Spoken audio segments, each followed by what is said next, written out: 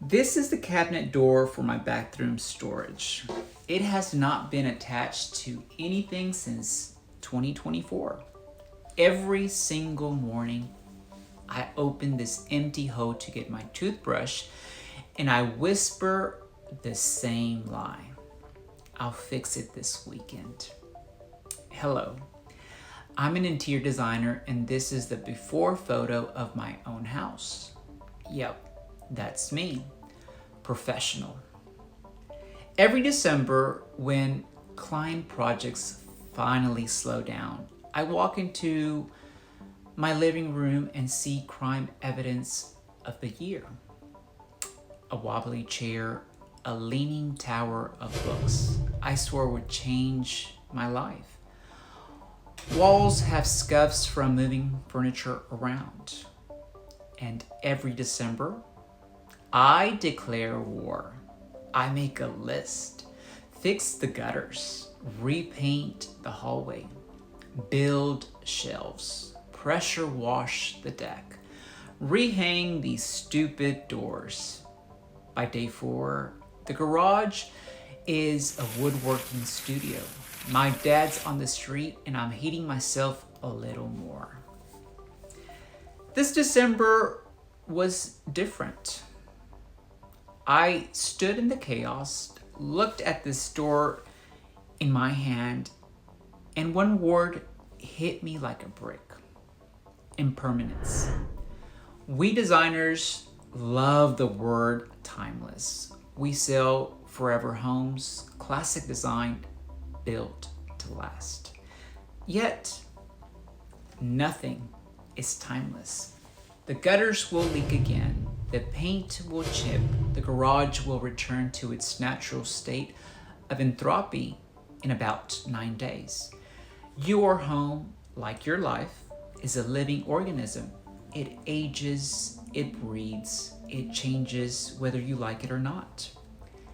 Our homes are mirrors of our minds. When clutter builds in one, it builds in the other. And here's the secret no design school teaches. Real power doesn't come from controlling the chaos. It comes from knowing what to let go of. Buddhism calls this the wisdom of impermanence. Machiavelli would call it the same thing, just with better tailoring. Both say what is temporary and you'll know where to spend your force. So I did what any good designer does when a space feels heavy. I edited it. I took my endless list and asked one question for every item. Does this serve my peace, my joy, my purpose, or is it clutter in my head? If it was essential, it stayed. If not, deleted. Not maybe later, just gone. The new list had 3 things. The number 1 item was clear the garage so my dad can park inside. Number 2, fix the drafty back door that makes me cold every night. Number 3, replace one cabinet knob that stabs my hip every morning. Everything else, including these doors, were released. I felt the same relief I feel when a client's overstuffed living room finally breathes. Quick exercise. Indulge me just for 15 seconds. Picture one thing in your home right now that quietly annoys you every single day. Perhaps it's the dripping faucet, the broken blind, the chair that needs reupholstering. Got it? Hold that image. Now, imagine walking past it tomorrow and feeling nothing because it's gone, fixed, donated, or forgiven. Open your eyes.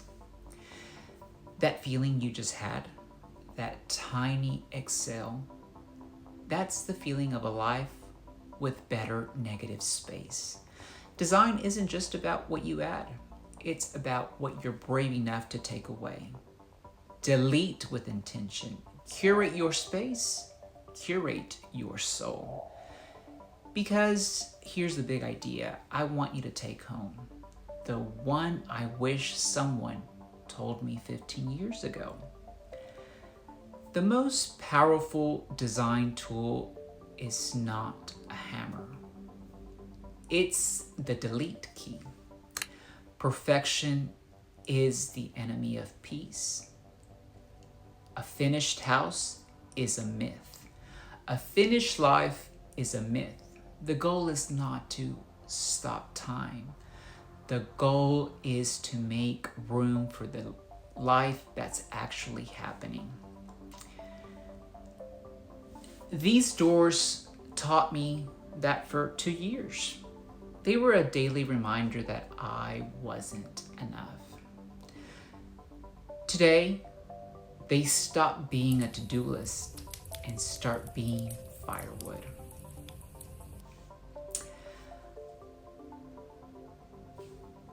My bathroom has never felt more complete. So, as this year ends, look around your home and look inside your heart and ask, what can I release guilt-free before the new year begins? You are the interior designer of your own life. Keep what brings you peace, delete the rest. Design your home, design your peace.